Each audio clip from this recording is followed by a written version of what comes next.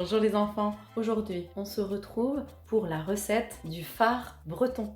C'est parti! Pour préparer le far breton, j'ai déjà tout préparé, il te faudra des pruneaux, environ 20 ou 25.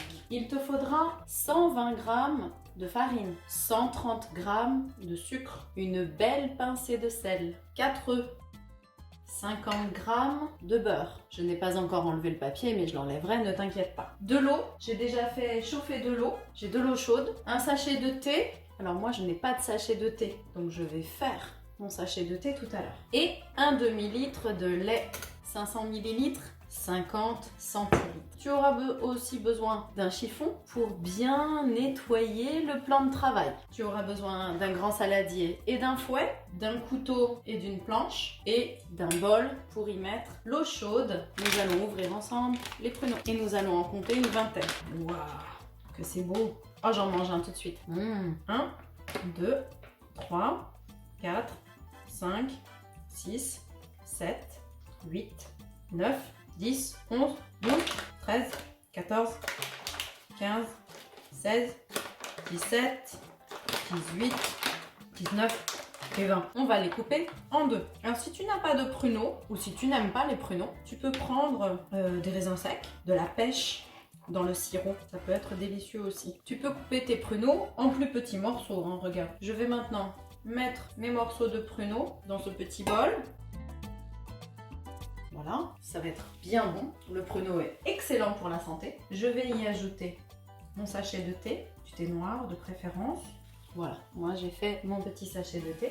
Et je vais y verser de l'eau chaude. J'ai préparé de l'eau chaude pour recouvrir les pruneaux. Voilà, je ne les vois presque pas. Et on va laisser reposer les pruneaux jusqu'à ce que l'eau ne soit pas trop chaude. Je vais maintenant commencer le mélange. Tu vas casser tes œufs.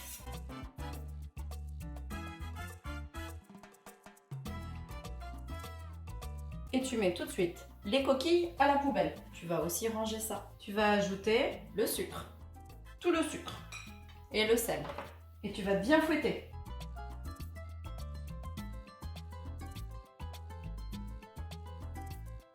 Voilà, tu mélanges bien énergiquement. Ça ressemble un peu à la recette des madeleines, non? On va ajouter toute la farine et on va tourner très vite pour ne pas faire de grumeaux.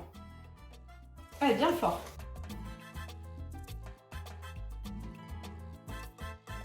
Le mélange épaissi.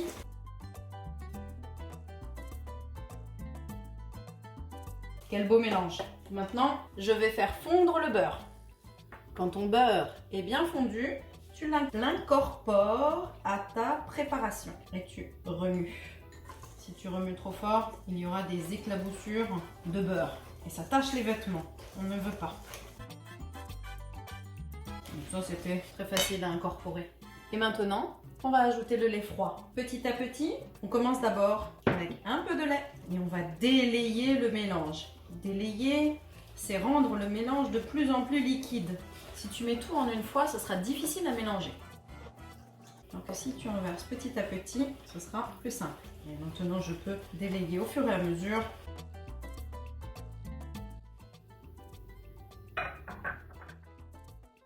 La préparation est prête.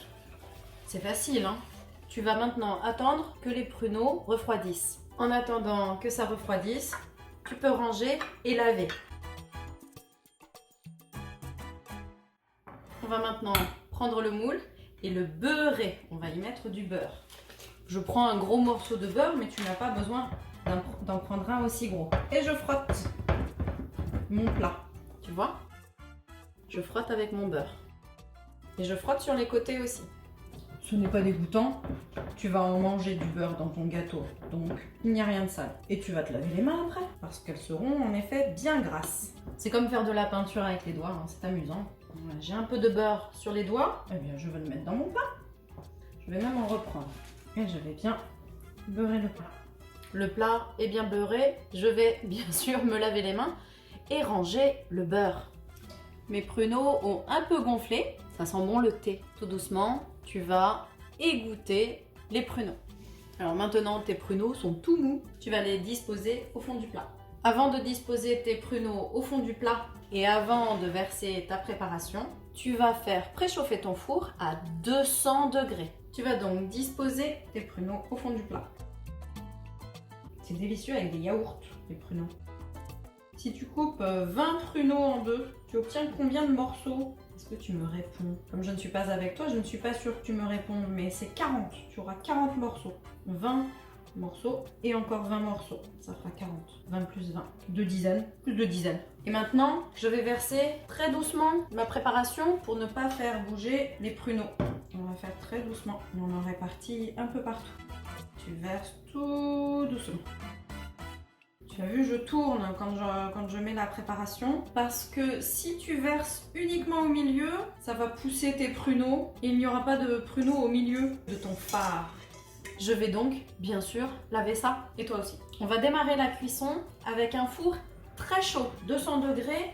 Ce n'est pas une température habituelle pour un gâteau. On va faire cuire pendant 10 minutes à 200 degrés et ensuite pendant 1 heure à 170 degrés. Sois prudent quand tu vas vers le four parce que c'est très liquide, donc tu risques d'en renverser. Déplace-toi doucement. C'est parti, je vais mettre ça dans le four. Pendant les 10 minutes, tu termines la vaisselle, tu termines de tout ranger, tu vois, non, tout est déjà propre. Hop, je repasse un coup de chiffon, c'est parfait.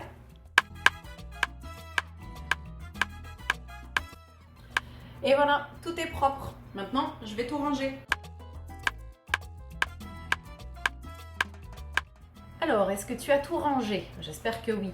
J'attends que le gâteau finisse de cuire, que les 10 minutes passent et je vais baisser la température à 170 degrés pendant 1 heure. Mon gâteau vient de passer 1 heure à 170 degrés dans le four, il est prêt, mais je dois le mettre au frigo pendant toute une nuit avant de le déguster, c'est là qu'il sera le meilleur. Il faut beaucoup de patience pour déguster un bon gâteau. Bon appétit et à la semaine prochaine!